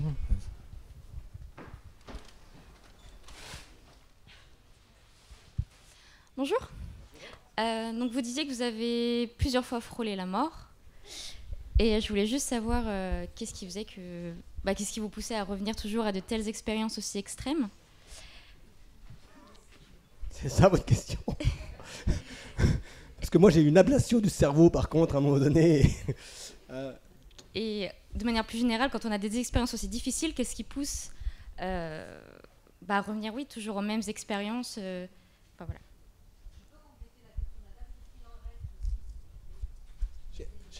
Qu'est-ce qu'il en reste ensuite après? Oui, qu'est-ce qu'il en reste aussi? Pour moi ou pour l'humanité? En général. Peut-être pour vous aussi, c'est votre témoignage. Très sincèrement, je n'ai pas de réponse à cette question. Je ne sais même pas pourquoi je suis explorateur. Quand j'étais petit, à 4 ans, moi j'ai une chance, je crois, et je le défends, c'est que je suis né dans la nature, avec une forêt derrière chez moi, avec tout ce qu'il y avait, avec des lacs et des forêts, des montagnes. Et puis dans un tout petit village de 200 habitants où personne n'avait peur de rien. Enfin, de l'autre. Enfin, on se connaissait tous, il y avait très peu de personnes qui arrivaient de l'extérieur. Donc moi, mes parents, ils me laissaient partir tout seul très vite. En plus, j'étais le 3e de la famille, donc on s'en fout toujours du 3e. Bon, non. Non, c'est pas vrai. Hein. Et moi, depuis tout petit, j'ai cette appétence à vouloir... Je voulais partir dans la forêt. Un jour, j'ai connu vraiment le danger dans la forêt. À savoir que j'ai passé une nuit, je me suis perdu, j'ai passé la nuit. Et le lendemain, j'ai retrouvé mon chemin, je suis revenu et j'ai reçu une baffe monumentale. Là, j'ai appris le danger. Ne pas se perdre dans la forêt quand tu as 4 ans. Et je ne sais pas pourquoi j'ai cette appétence-là. Honnêtement, c'est sincère ce que je dis là. Hein. J'ai toujours refusé quand on me disait c'est comme ça. Ça me mettait en colère. Et mes parents ont très vite compris ça d'ailleurs. Ne lui dis pas, c'est comme ça. Ils avaient toujours besoin d'expliquer les choses. Mes profs ont eu le même problème avec moi. Quand à 16 ans j'arrive et que je leur dis j'ai pris un billet d'avion pendant 3 jours pour le Canada, c'est pareil. Voilà, je pars. Donc je ne sais pas vraiment. Ce que je sais, c'est que au fur et à mesure de ces expériences, j'ai construit une certitude. C'est que parce que j'ai cette capacité de partir, parce que j'ai cette capacité de faire ces expéditions que peut-être tout le monde ne peut pas faire, je ne sais pas, cela dit, hein, mais j'ai aucune prétention de faire un truc extraordinaire, mais ce que je le fais bien, je le sais, eh ben, il faut que ça serve à quelque chose, que ça serve aux autres. Et que je ne peux pas juste me balader pour mon propre plaisir. L'exploration, elle préside encore une fois de la notion du partage. J'en suis intimement persuadé. C'est peut-être ce qui la différencie de l'aventure, sans vouloir faire des jugements de valeur. On peut très bien partir pour soi et vivre des choses extraordinaires, et si ça se satisfait, c'est super. Moi, je pense que l'explorateur, il peut faire peut-être des choses similaires à l'aventurier, c'est pas toujours faux, mais il a un devoir de partage, de raconter ce qu'il a vu, de donner justement cette nouvelle ligne de connaissances qui va permettre aux suivants de repartir. C'est pour ça qu'on ne doit jamais se formaliser d'un projet qui se fait sans nous ou supplémentaire, ou de voir d'autres partir sur nos traces. Au contraire, il faut le soutenir, il faut l'aider, parce qu'on a besoin aujourd'hui, on a un tel besoin de comprendre. On a un tel besoin de comprendre pourquoi la société, la question qui était tout à l'heure sur l'interculturalisme, sur est-ce qu'on est capable de travailler les uns avec les autres et compagnie, et ben finalement, l'explorateur, je pense qu'il a aussi ce rôle-là, c'est d'aller voir les autres populations, d'essayer de les comprendre et peut-être de faire comprendre nos civilisations, parce que ce qui est vrai pour nous, à savoir on ne comprend pas toujours les autres, mais les autres ne nous comprennent pas toujours non plus. Moi je me rappelle de conversations hallucinantes avec un prof en Inde, il n'y a pas si longtemps, c'était il y a 5 ans, qui me dit, la première question qu'il me pose c'est ton château il est où? J'ai une maison. Ouais, non, mais tu as une maison, je sais, mais bon, c'est un château. Puis alors, tous les servants là, parce que moi j'ai des gens dans mon village, tu pourrais les prendre comme servants chez toi, parce que tu en as combien des servants, quelques-uns de plus ou de moins, ça ne changera rien. Et des conversations comme ça, on peut en avoir plein, et c'est là qu'on voit que l'image qu'ils ont de nous est complètement faussée aussi. Donc voilà, ce que j'essaye de faire moi à ma mesure, parce qu'encore une fois, un humain seul, il fait qu'une petite chose, et c'est de continuer l'exploration pour essayer d'apporter des nouvelles connaissances, tout en essayant de partager suffisamment ses connaissances pour qu'elles servent aux autres. Voilà, c'est je crois la seule chose que je suis capable de faire, parce qu'à côté de ça, sinon je ne sais pas faire grand-chose.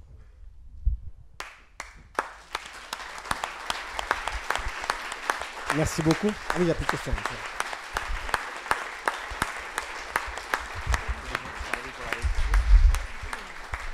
Merci beaucoup en tout cas.